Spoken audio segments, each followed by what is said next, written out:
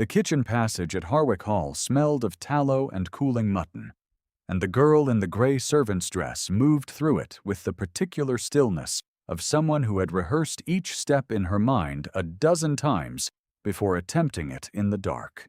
She was not a servant. James Corfield, Earl of Ashdale, knew this the moment he stepped through the door from the back passage and saw her, and he knew it not because her gown was the wrong gray, or because her hands lacked the roughness of long labor, though both were true. He knew it because of the hairpin. It was a silver thing, finely worked, catching the low candlelight above the kitchen hearth. The kind of object a woman reaches for without thinking when she dresses in haste, because she has worn it so long it has become as natural as breathing. It sat above her right ear, holding a loose coil of dark hair, and it did not belong in this kitchen any more than she did. She had gone very still when she heard his footstep. She did not run. She did not speak.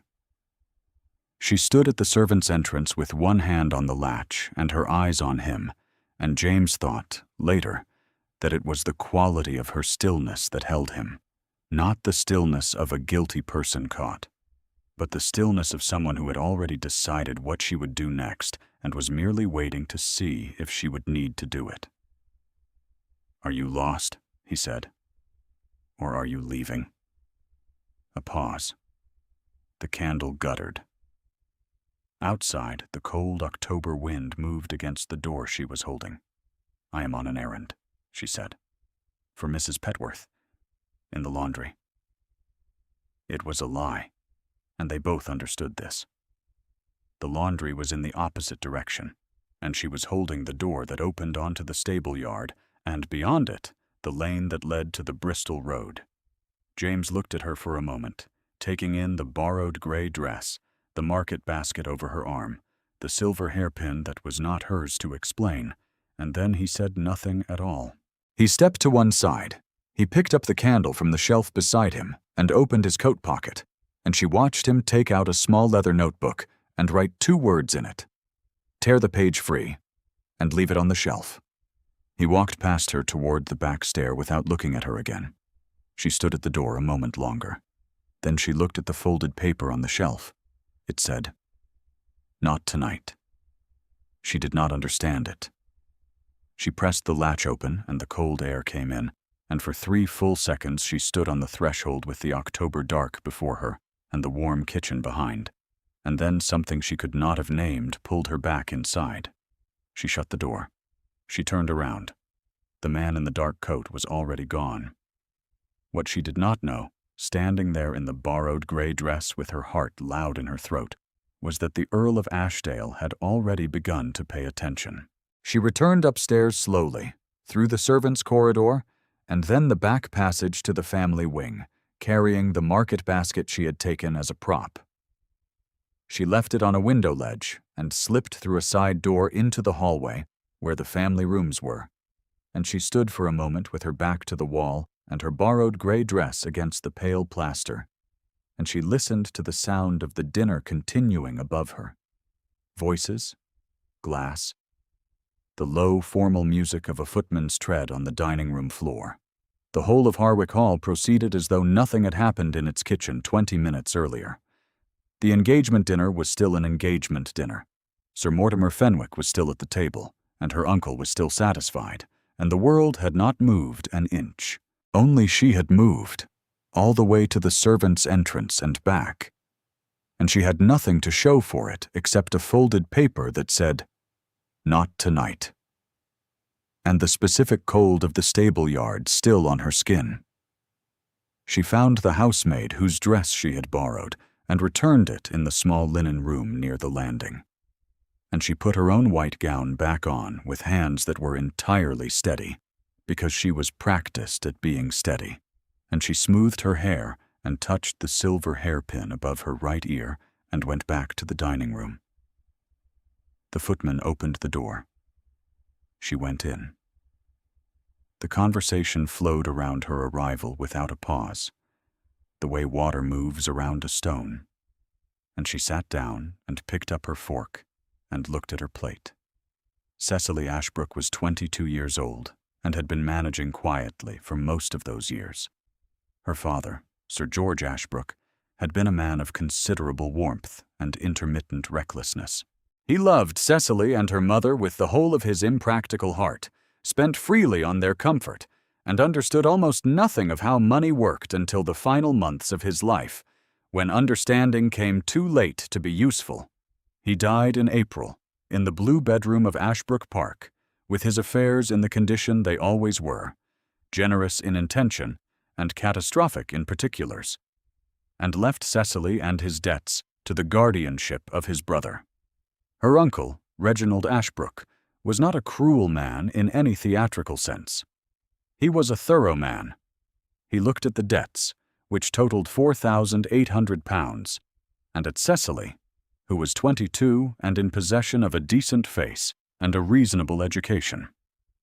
And he arrived at a solution with the efficiency of a man who has never been required to consult the person the solution concerned.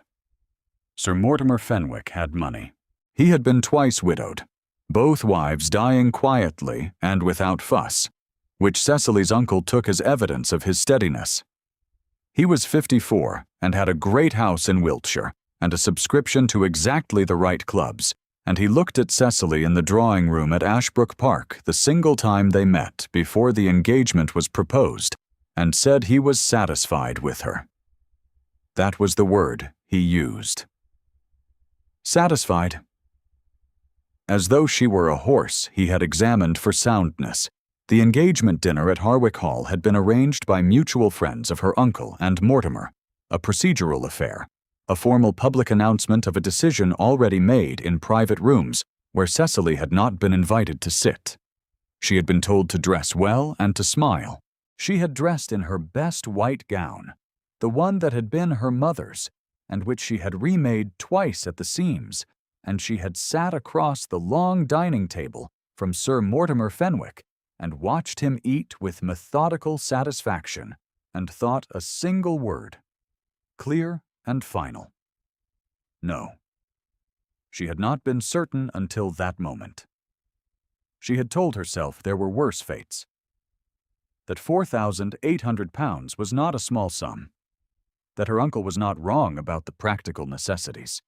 Watching Sir Mortimer break his bread and survey the table as though he were already surveying an acquisition, the certainty arrived, cold and absolute as a key turning in a lock, and she excused herself between the second and third courses and went to find the housemaid whose friendship she had cultivated for precisely this purpose, and she put on the grey dress and picked up the basket and walked down the back stairs. She had not counted on the Earl of Ashdale. She had barely registered him at the table, in truth. Dark coat, quiet face, the contained energy of a man who is accustomed to rooms watching him, and has long since stopped watching back. She had been told he was a friend of Lord Harwick's, recently returned from his estates in the north, and that he was recently widowed. And she had thought nothing of it. Now she stood in the kitchen and looked at the folded paper. Not tonight, it said, as though he had looked at her situation and rendered a verdict, as though he knew something she did not. She smoothed the grey dress and went upstairs to find her own dress and her place at the table, and she sat down between the third and fourth courses, and nobody noticed she had gone. Nobody except the Earl of Ashdale, who did not look at her when she returned, but whose posture shifted almost imperceptibly, a slight release of something in the set of his shoulders, the moment she sat down. The engagement dinner concluded with toasts she did not hear, and a round of congratulations she received with her hands folded in her lap, and her face arranged in an expression that she had learned at 14 and worn to every occasion since. It required nothing of her interior. She had become, in the 3 years since her mother died, and the 2 years since her father's health declined, very practiced at giving people the face they required, while her actual self sat somewhere back behind her eyes, watching, waiting, calculating. It was in the drawing room afterward, when the men had rejoined the ladies and the footmen were moving with champagne, that she first heard what the Earl of Ashdale sounded like when he spoke. He was not addressing her. He was standing near the fireplace with Lord Harwick, and their conversation was low, and she was across the room on a settee near Lady Harwick, and she should not have been able to hear it. The room was arranged badly for sound, and what reached her was his voice, low and level. "Who arranged this match?" A pause. Then Lord Harwick, quieter. "Ashbrook, the uncle." Fenwick cleared a debt. Another pause. Then nothing. The Earl said nothing at all, but she heard his glass set down on the mantel, with a care that sounded, in that particular quality of silence, like something considerably stronger than indifference. She did not look at him. She allowed Lady Harwick to take her hand and speak warmly about Sir Mortimer's house in Wiltshire, and she said yes, and how pleasant, and thank you. And her eyes stayed on her champagne glass, and she did not look at the fireplace. Her uncle, meanwhile, was at the far end of the room with Sir Mortimer, and she caught 3 words of their exchange before the room's noise swallowed the rest. Her uncle said, his voice carrying the mild complacency of a man who believed his arrangements to be both sensible and generous. "She is a very manageable girl," her uncle said. She heard it. She had always been intended to hear things like this. They were said just loudly enough to reach her, a reminder of the terms under which she existed. She took a small, precise sip of champagne and kept her face exactly as it was. A footman offered her a second glass. She set the first down and declined, and when she looked up from the small motion of refusal, she found the Earl of Ashdale watching her across the room with an expression she could not read. Not pity, not curiosity. Nothing so legible as either of those. He looked away the moment she met his eyes. She thought about the folded paper. Not tonight. As though the escape remained possible. Merely deferred. If you have stayed with Cecily this far, you already know what kind of woman she is. Stay a little longer, a little. The fortnight that followed the dinner was conducted, from the outside, with complete propriety. Cecily returned to Ashbrook Park with her uncle and received Sir Mortimer twice in the drawing-room and answered his questions about the house in Wiltshire with the appropriate number of words. Her uncle watched these exchanges with visible satisfaction. Sir Mortimer watched her with the concentration of a man totaling a column of figures. She spent the hours between his visits in a kind of controlled practicality. She organized her father's books, because someone had to, and found among them a ledger in his handwriting that enumerated every debt with dates and interest, a document she had not known existed, written in the final months of his life, as though he had been trying to leave her a map. She read it twice, and then locked it in the small desk in her bedroom, and did not speak of it to her uncle. It was hers. He had meant it for her, the map, and she would keep it until she knew what to do with it.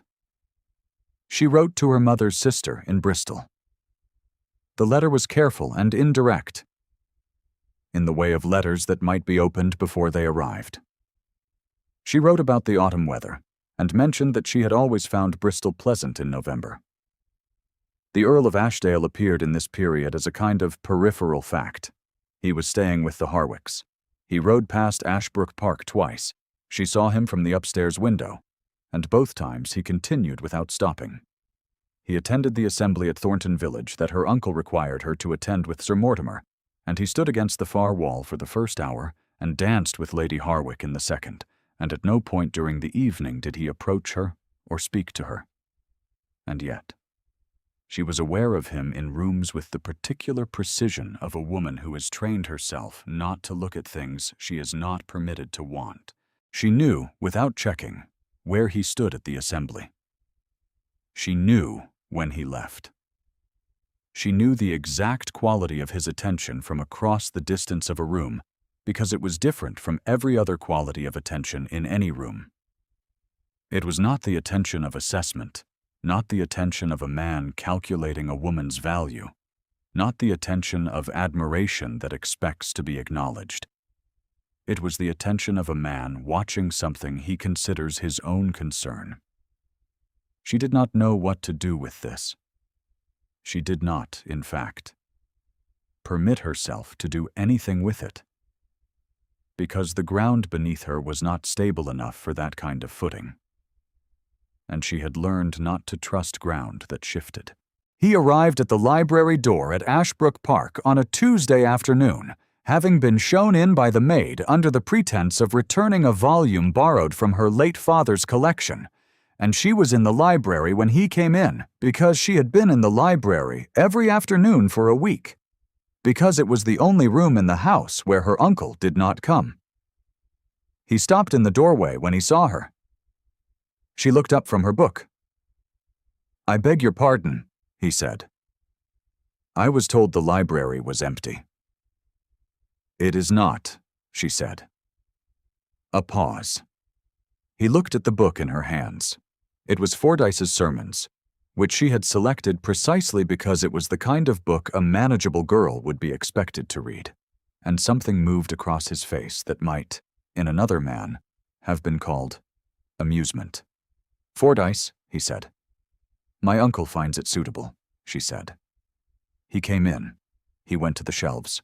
He found the volume he had come to return and placed it on the table rather than replacing it on the shelf, which meant he stayed standing near the table, which meant he was in the room. "Miss Ashbrook," he said, after a silence that had lasted precisely long enough to require that something be said. "I would not presume to advise you in matters that are yours to decide." "No," she said. "You would not. And yet," he said, and stopped. He looked at the spine of the book he had set on the table. "The servants' entrance at Harwick Hall faces the stable yard. The stable yard faces the south lane. The south lane meets the Bristol Road at the second milepost." She looked at him. He was looking at the book. "I know the road," she said carefully. "I thought you might," he said. He picked the book up and returned it to the shelf, the correct shelf, precisely placed, without searching for it, and walked back through the library door without looking at her again. She sat with Fordyce's Sermons open in her lap for a long time after he was gone. Her pulse had done something she declined to examine. She turned a page she had not read and stared at the words until they resolved into sentences, and she thought about the road and about what it meant that he had named it to her. He was mapping the escape route. He was telling her that he knew. She thought about the silver hairpin. She had worn it to every important occasion since the winter her mother died. To the funeral, to her presentation, to her father's deathbed, to the engagement dinner. It had been her mother's, a gift from a woman who was by all accounts very like Cecily. Quiet and principled, and entirely clear-sighted about the world she was required to live in, and privately unwilling to be shaped by it. Cecily had never said any of this to anyone. It was not the sort of thing one said. What she did not think, not yet, was that James Corfield might also be mapping something else entirely. 3 days later, she was in the small sitting room adjoining the drawing room when Sir Mortimer arrived with a document. She heard him speaking to her uncle in the drawing room, their voices low, the particular register of 2 men concluding an arrangement, and then her uncle came to the sitting room door and said Sir Mortimer wished a word with her, and withdrew with an expression that reminded her, unpleasantly, of a man who has already pocketed his commission. Sir Mortimer came in and set the document on the table before her without preliminary.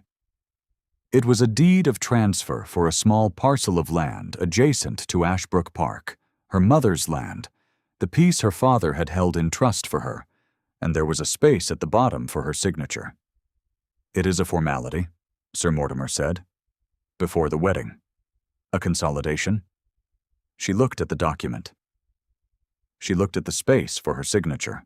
She looked at Sir Mortimer's face, which was pleasant and patient in the way of a man who has not been refused by a woman in a very long time. "No," she said. He looked at her as though she had spoken in a foreign language. "Miss Ashbrook." "No," she said again. "This land was my mother's. My father held it in trust at her request.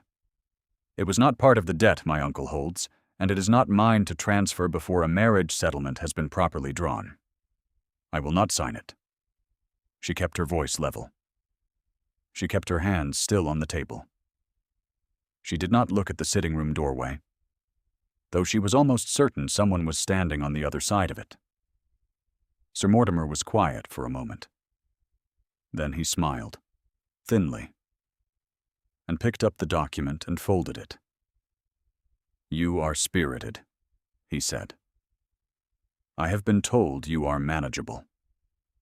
I expect those two qualities will arrange themselves in time." He left. She sat with her hands flat on the table and her breathing deliberately steady, and she did not move until she heard the front door close.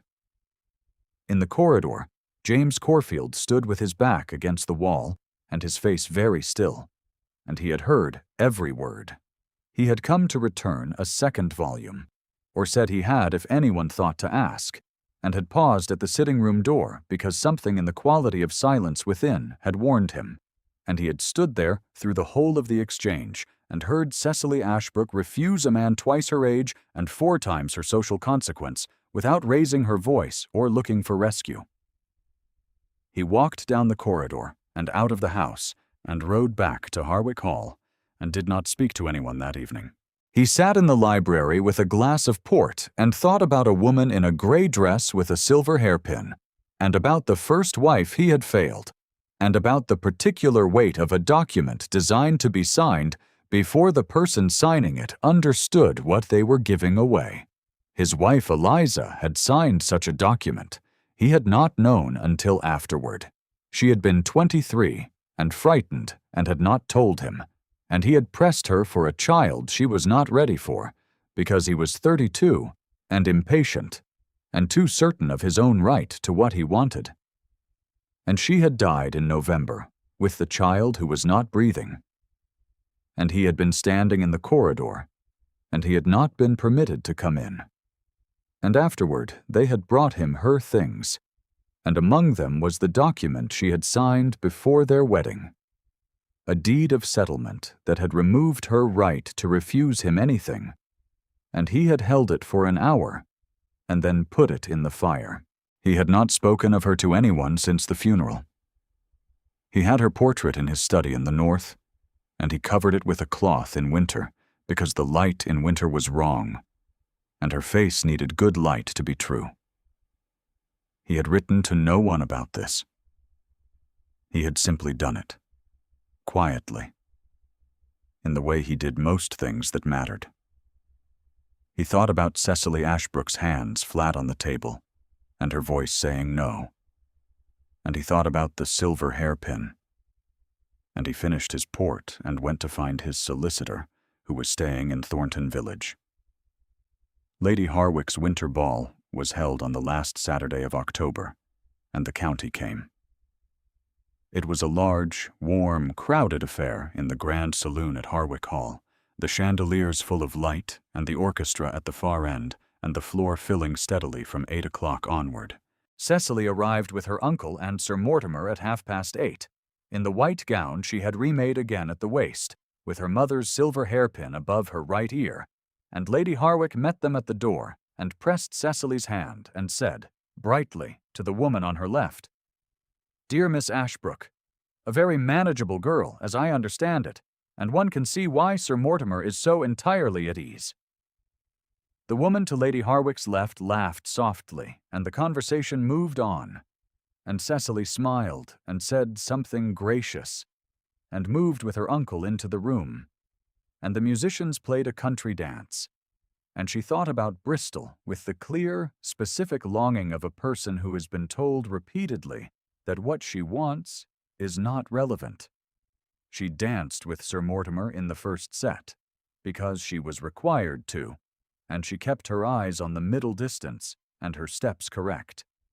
And he held her hand with a proprietary firmness that she noticed and filed away without expression.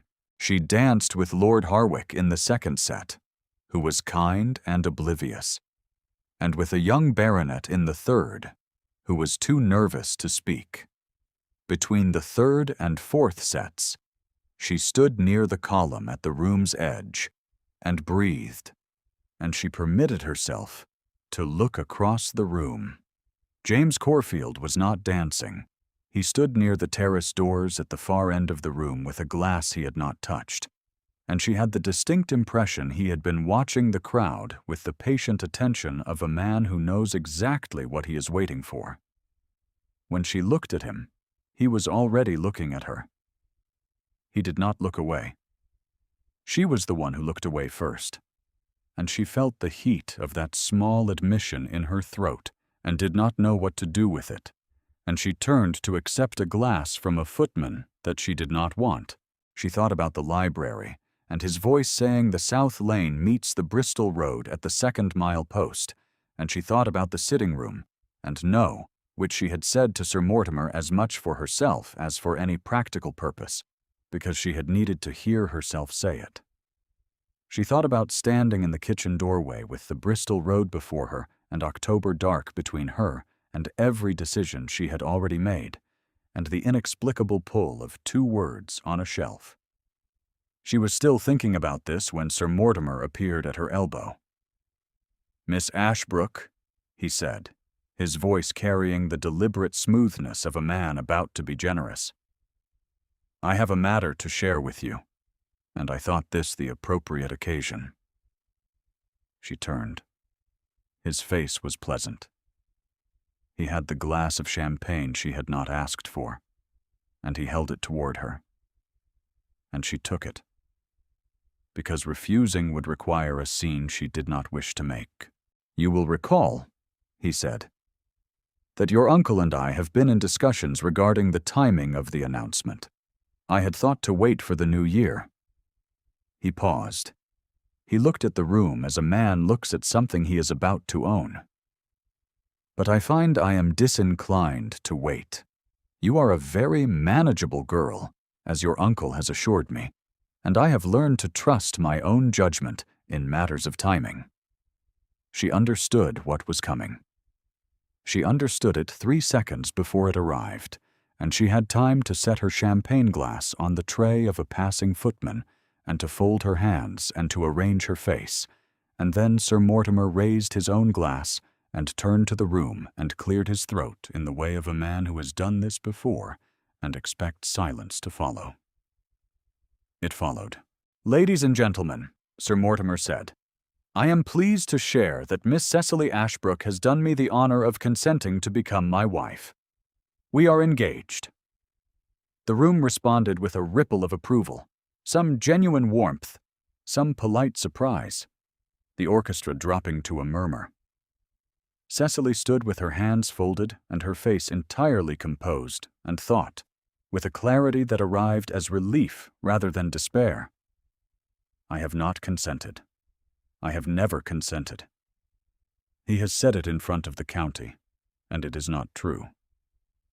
She did not look at her uncle, who was smiling at the far end of the room.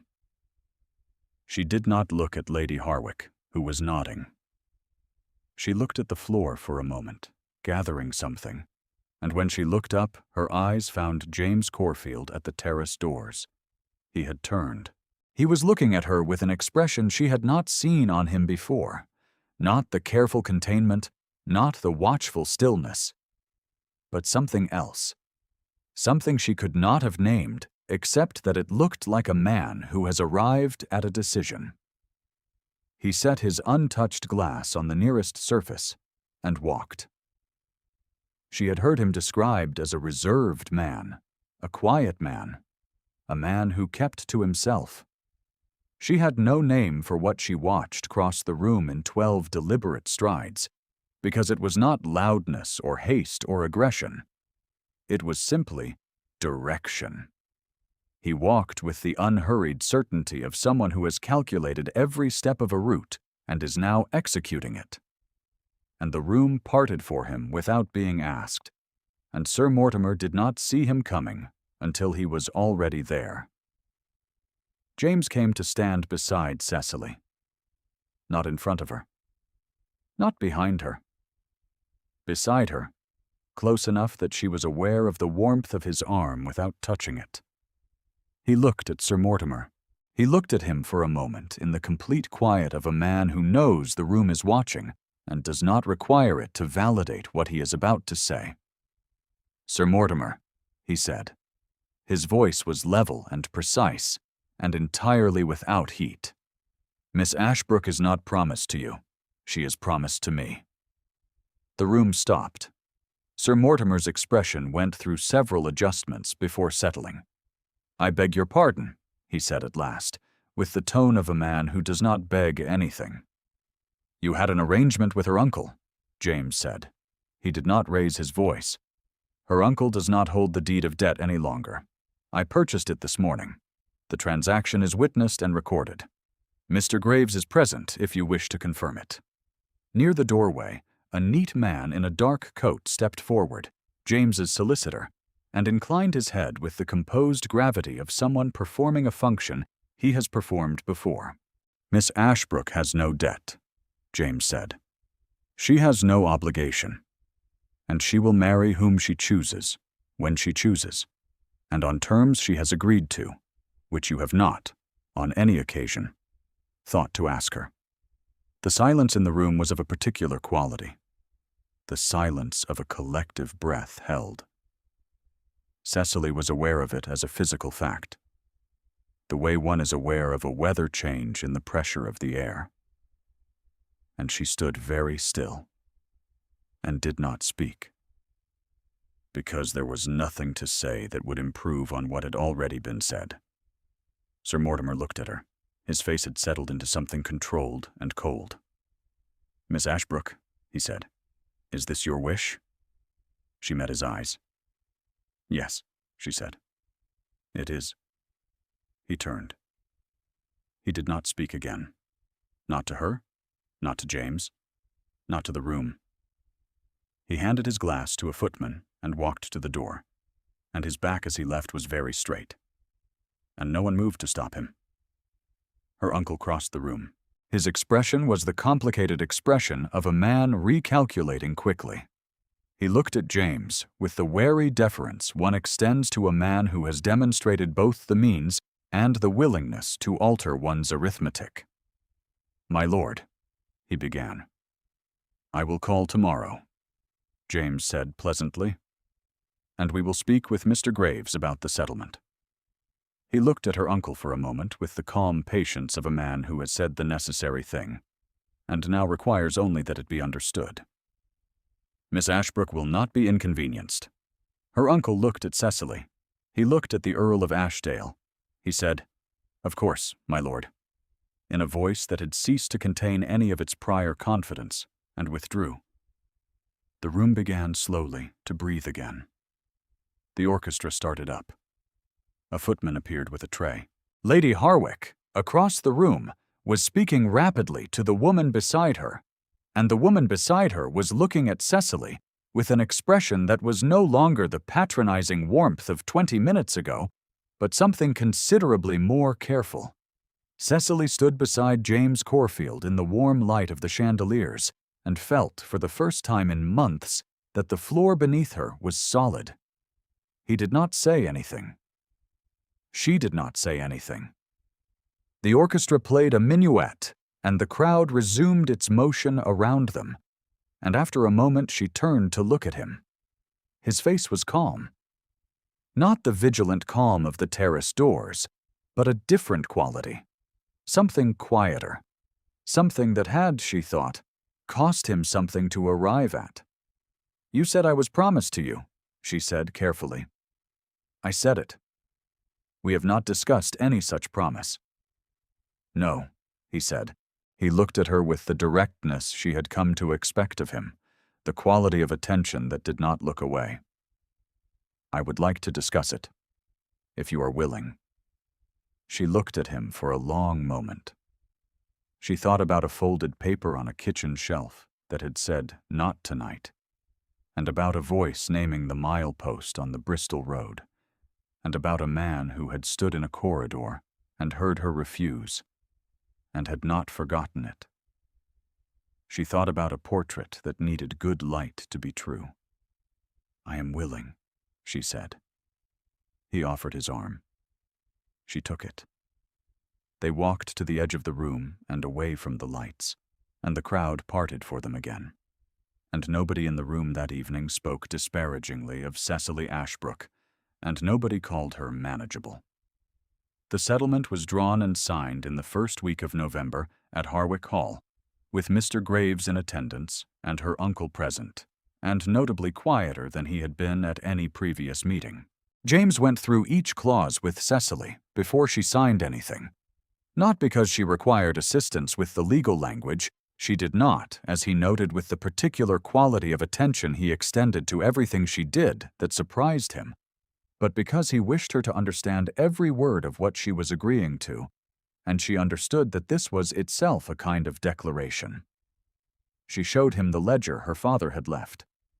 She had brought it in her reticule, because it belonged in this room, in this conversation, rather than in the locked desk at Ashbrook Park. James read it without speaking, and then set it on the table with both hands, carefully, the way one sets down something that matters. "He knew, at the end," James said. "Yes," she said. Neither of them said anything further about it, because nothing further was required. She signed with her mother's hairpin above her right ear, because she had worn it to every important occasion since the winter her mother died, and she was not going to stop. They were married before Christmas. Quietly, at the parish church in Thornton Village, with Lord and Lady Harwick as witnesses, and her uncle standing in the third pew with the expression of a man who has made the best of a revised situation. The morning was cold and bright, the kind of December light that comes only on clear days, when the sky is pale blue, and the frost is still on the ground, and everything looks exact and true. She wore cream muslin, and her mother's hairpin, and James's eyes found it the moment she came through the church door, and she saw him see it, and something in his face that had been carefully arranged for the occasion became, briefly, unguarded. They drove north in his carriage after the wedding breakfast, and she looked out the window at the countryside going past in the winter light, and did not feel the particular weight that had been living in her chest for the better part of a year. "There is a portrait in the study," he said at some point during the second hour, when the fields had become hills and the road had gone quiet around them. "Of my wife. My first wife." He looked at his hands. "I should like to tell you about her, if you are willing to listen." She turned from the window. "I am," she said. He told her. Not all of it. Not yet. There were years ahead for all of it.